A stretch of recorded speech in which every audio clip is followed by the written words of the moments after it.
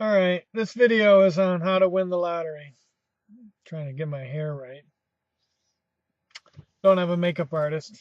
All right. Um, well, there's only one way to win the lottery, and that is to buy all the possible combinations of the tickets. And so it's not practical to do that on many levels because there's so many possible uh, tickets. I have a calculator here. In a standard 649 uh, lottery, so we have 49 choose 6. Second, math. Where's math? Math. Base test. Math. Probability. Second, 49 choose 6. And then, okay, so for a 649 lottery, there are 13, you can see 13 million. Try to get it right here. 13 million 983,816 possible things. The Mega Millions and the Powerball, is even more than that. So a standard 649 lottery, the jackpot needs to get up over 13 or 14 million because 13,983,000, that's basically 14 million. So you need to have over 14 million combinations or the prize money to be more than that before you spend $1 on every ticket to buy up all the combinations. And what if somebody else wins it too? So uh, really, you'd really like the jackpot to get up over uh, maybe 20 million, 25 million to have any reasonable chance of at least breaking even. And to buy 14 million tickets, I mean, what would that take? You know, 1, 2, 3, 4, 5, 6. 1, 2, 3, 4, 5, 7. 1, 2, 3, 4, 5, 8. 1, 2, 3, 4, 5, 9. All the way up to 1, 2, 3, 4, 5, 49. And then you go 1, 2, 3, 4, 6, 7. 1, 2, 3, 4, 6, 8. 1, 2, 3, 4, 6, 9. 1, 2, 3, 4, 6, 10. On up to 1, 2, 3, 4, 6, 49. It's it's a long road to cover all those 14 million combinations. And so it would take, 14 million tickets approximately. So you'd have to have a whole crew of people, to fill out all the bet slips, and then take them up to the retailer, and then they have to print them all out. Then you have to get them all collected back together and put to you in a big giant bin or something, and then wait for the drawing.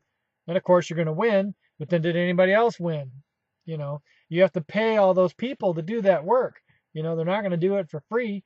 So, it needs to be worth your while. And that has happened a few times in history. Voltaire, he was an English guy. You read about him in literature classes and stuff. He did it once, I think. And there might have been a mathematician or two along the way when the jackpot gets up to a certain size. If the cost of buying all the tickets is less than the jackpot prize by a more than reasonable amount, then it's worth it to try. Except for the Powerball. The Powerball, I don't even know. I think they're up to 65 or 70 now. Well, I got the internet here. Let me see. Uh, let's go to Google and find out the Powerball rules. Powerball rules.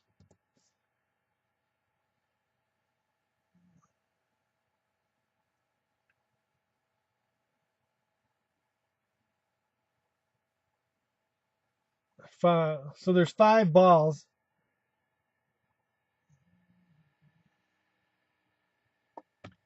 I want to know how many they go up to. How to play Powerball for beginners. Can they show me a bet slip? There we go. It's like there's 35 for the Powerball and 57, 58, 59 looks like for the. So with those numbers, 5 or clear, 59 choose 5 times 35. So if I'm reading that right from what I see on the bet slip of the screen, looks like there's 59 numbers for the white balls and one Powerball, which goes up to 35. So that's going to be one. That's 175 million. Let me get off the internet here.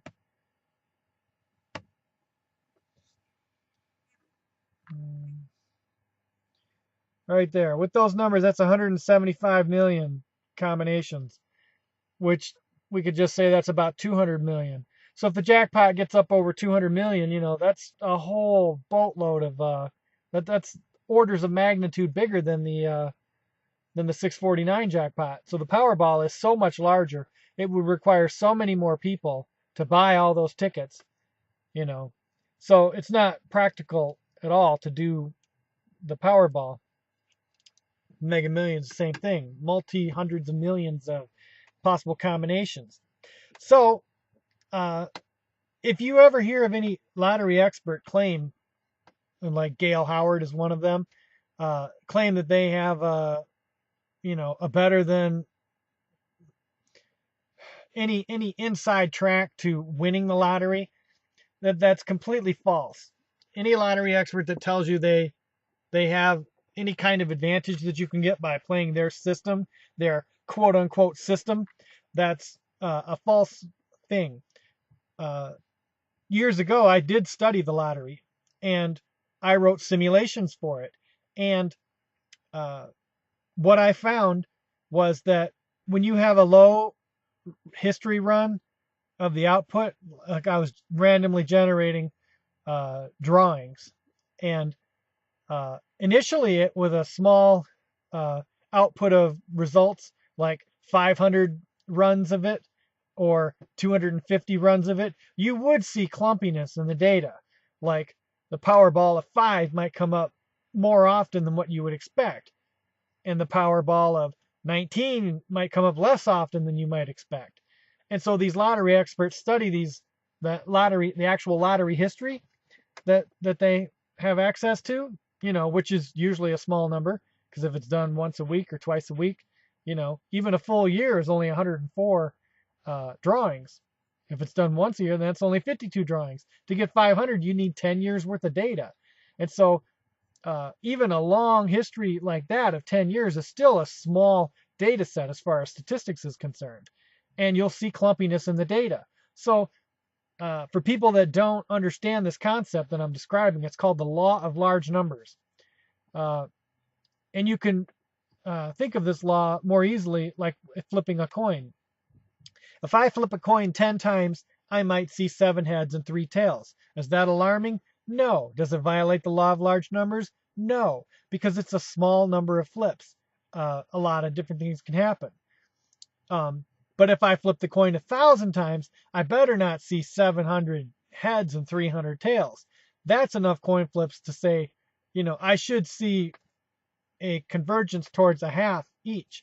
And so I should see closer to 500 heads and 500 tails. The law of large numbers after 1,000 flips has had enough time to begin to hold sway.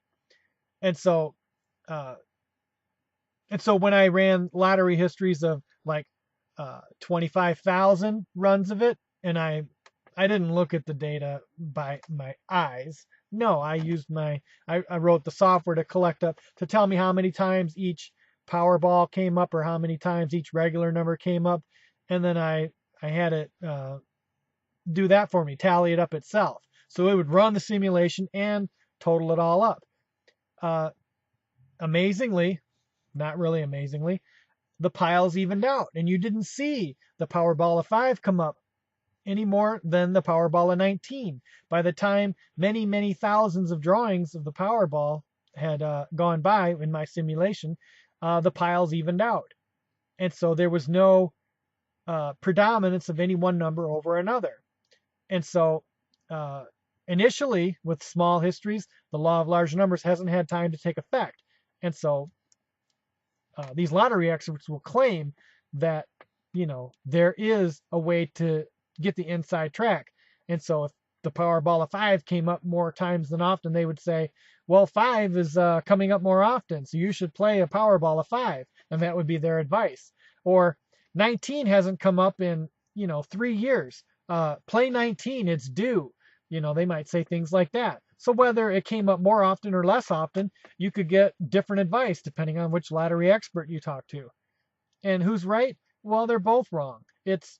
There is no advantage to picking a Powerball of 5 or a Powerball of 19. There is no advantage to either one.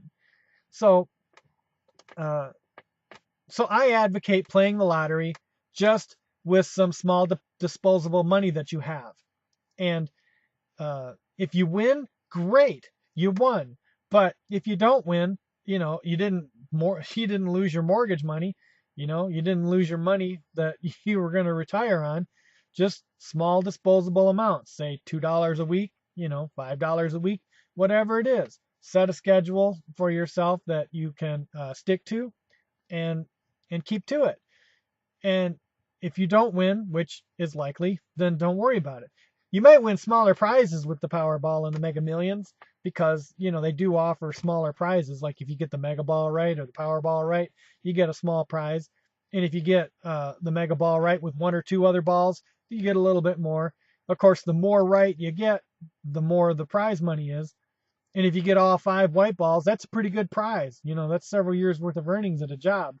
It's not, you won't need to quit your job. You won't get to quit your job if you get all 5 balls, but it's still a pretty good haul. And so people, play for those lower level reasons too. Of course, the jackpot is the pie in the sky, and if you get that, then great. If not, then, which is most likely the case, then you just keep on trucking. Don't quit your job. So you could play Easy Picks, because that's the software generating. The other key idea is sharing the jackpot. If you pick a number like 1, 2, 3, 4, 5, and then a Mega Ball of 6, many, many, many people pick that, like 50,000, 75,000. If that number ever did come up, then you'd have to share the jackpot with 50,000, 75,000 people. And when you divide a jackpot of 200 million, 200, let's see, 200, 1, 2, 3. So there's 200 million divided by 75,000. So you would only win $2,666. Right there. So 200 million divided by 75,000. So you're left with less than $3,000, for winning the jackpot. So, the math is real easy to see, and the math is very easily explainable in terms of the law of large numbers. I did write a lottery picking program, but I never advertised that you would have any better odds or any worse odds than anyone else. I flat out said it in my little manual that I put with the software. And so, you don't need to buy any software. You don't need to talk to any lottery expert. This one video is all you'll ever need about the lottery because there are no advantages. I saw some guy on YouTube, showing you how you can win the daily 3 or daily 4. He had some little system or something, and he showed you. And then the next drawing, if you were to transpose the numbers, like 842, is what he came up with or something like that. And the number was 248. And he says you still would have won $15 or something. And so, this is how you can win in the daily 3 or daily 4. And he had a little system based on the previous 5 drawings or something like that. I don't know. It was total garbage because the ping pong balls, they're just bouncing around in an air hopper. It's all random. It's the only thing that's truly random is the quantum physics. When an electron jumps the shells, or when a neutron is expelled from a nucleus. Those things are truly random events. Uh, we cannot capture true randomness in the real world, but those ping pong balls hopping around in a hopper are pretty darn close. You're not going to be able to see the biases in the uh, physical manifestation of the random generator that is the lottery, uh, unless you have a long data set like 25,000 before you can begin to see if it's not evening out into certain same size piles, like say the number 5 comes up 3% more often than the number 19. You won't be able to see that until you have many, many, many thousands of drawings. And you're never going to see that in real life. You'd only be able to see that in a simulation. And besides, by then they might change the ping pong balls or change the hopper. They're not going to use the same set of equipment for that many times. They just won't. So you won't be able to see the biases if there are any. Uh, so that's my take on the lottery. Uh, I've heard some people say that the lottery is a tax on the stupid. No, some people win. Every time there's a winner, it was somebody real. The so it does happen. Yeah, getting struck by lightning is other small probabilities. Winning the lottery. Getting into a major car accident, those are small probabilities on any given time, just like the lottery. But once in a while, it might be you. So, yeah, I was in a stochastic processes class once, and I asked the teacher, I think that's what it was called, stochastic processes. I asked the teacher, all this stuff we're learning is really nice and all that, but is there anything that we're learning that can help us win the lottery? The teacher got indignant. He was like, there isn't anything that can help you win the lottery except fraud. He said, but it's a random process. There isn't anything that can help you. There was a politician from Brazil some years ago I read about.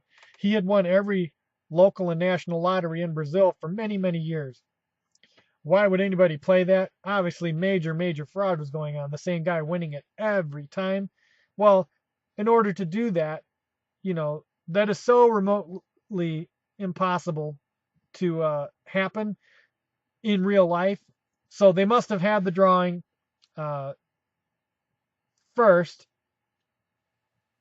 and then or videotape the drawing, and then he buys the ticket, like videotape the actual drawing that they show for real on the air a week before, and then whatever came out of it, and then he buys those tickets, and then they show the drawing, which is a replay of the video a week ago or whatever.